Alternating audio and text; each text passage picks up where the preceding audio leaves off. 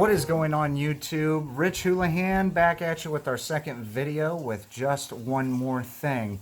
Figured I'd send a video your way about replacing an outlet, which is what most people would like to know how to do, but they're a little bit worried. Not to worry though, it is extremely easy and I'm going to show you how. So join me.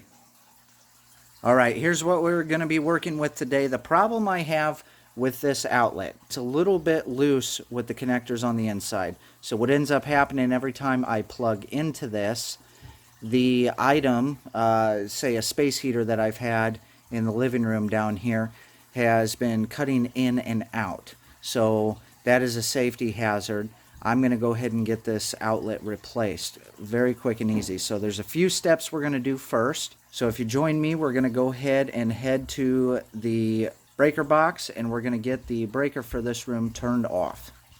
All right, now most of you are going to have a similar circuit breaker box.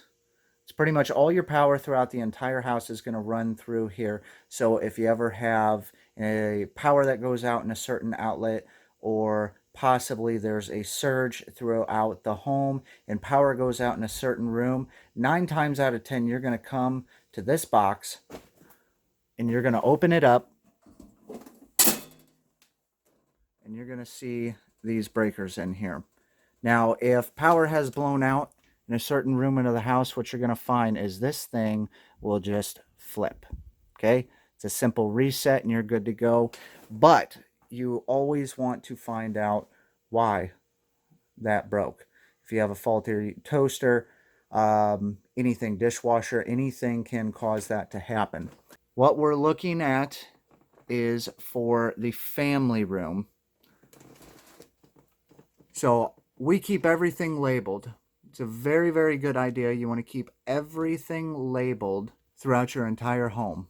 This makes it extremely easy if the power goes out in a room and you need to reset one of these breakers. You know exactly where to go. All right, so what we're going to find is our family room and see what we've got here. So we've got half the family room on number 19, outdoor lights. We've got number 9 for family room lights as well. So all the outlets are on number 19. So that's the one we're going to set. And that will also change the lights to off on the outside as well. So we're going to find number 19 on our board, which we also have labeled. And we're going to flip that to off. That means there is no longer any power going to that outlet. So let's head on back to the family room and I'll show you how to test that out. Alrighty guys, back here in the family room, and what I like to use to test things out is a vacuum. I know it sounds silly, but a vacuum really will let you know if there's any power to that outlet. Now I have already, of course, plugged it in multiple outlets, turn it on and back off, make sure for some reason my vacuum didn't decide to blow up recently. Alright, so what we're going to do is we're going to go ahead and plug this in. We're going to come over to our vacuum cleaner and we're going to press the power button a few times. Now just as an added safety measure, we're going to go ahead and plug this into the top outlet. Come back over here and press the power button a few more times. Alright, and that's as simple as it gets to test your power. Now, you still always want to be extremely careful when working with any electrical components, but now that we know the power is shut off, we are good to go. So let's go ahead and get started on this repair. There's a few tools we're going to need for this project. We're going to need a Phillips head screwdriver for the outlet, and then we're going to need a flathead for the outlet cover. We're also going to need a brand new outlet itself. Now I like to get a contractor pack, so let's take a look at what I get. Alright, this is a Legrand brand. This you can find at Menards. It's very convenient to use because you get quite a bit. This one's a 10-pack. It's basically pennies on the dollar versus any outlet you can buy on its own. Pretty convenient. We've got 2 silver screws, your ground, and then 2 copper screws. we are going to have an identical outlet to be removing from the wall. So let's go ahead and move over there and get this outlet replaced. All right, first we're going to start with our flat head, and we're going to take the outlet cover off. Okay, make sure the screw stays with it, and we'll set that off to the side. Now, fortunately enough, we do have a Phillips screw right here. Sometimes on older homes they are flat heads, so be aware of that.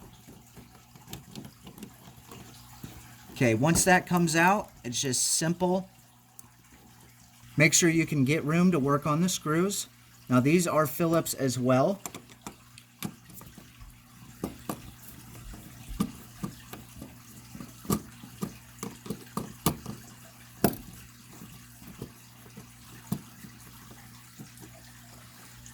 Okay, now as you can see, everything is identical. We do have copper on one side. Go ahead and flip this over. We've got the silver on the other side as well as the ground.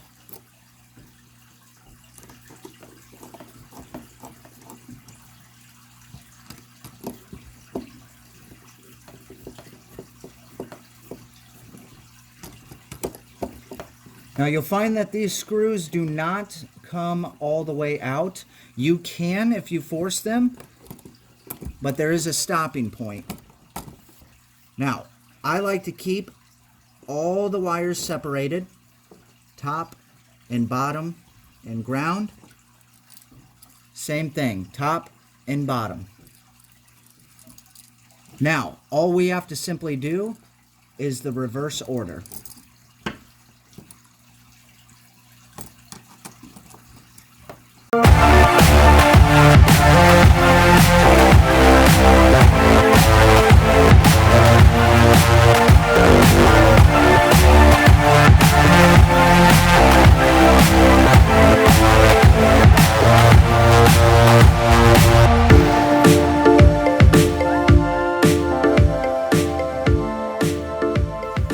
Okay, and that's it. Next step is to get this back in. I'll start with one screw at a time. Get the top one started.